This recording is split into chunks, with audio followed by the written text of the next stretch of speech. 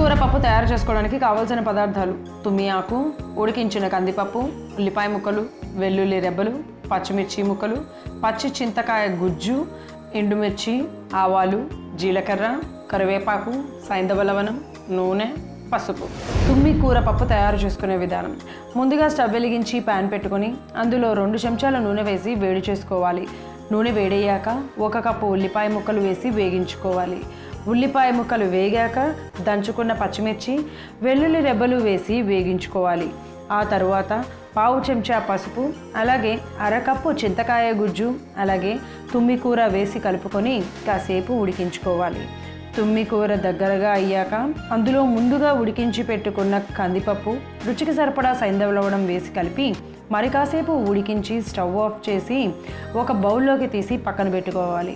ఇప్పుడు మరోవైపు ప్యాన్ పెట్టుకొని అందులో 1 చెంచా నూనె వేసి నూనె వేడయ్యాక 1 చెంచా ఆవాలు, 1 చెంచా జీలకర్ర, ఎండుమిర్చి, కరివేపాకు వేసి కలిపి ఈ పోపు మిశ్రమాన్ని పప్పు మీద వేసుకుంటే కడుపుబ్బరాన్ని, చర్మ సమస్యలను, కడుపులో మంట, గ్యాస్ వంటి సమస్యలను తగ్గించే తుమ్మి కూర పప్పు రెడీ.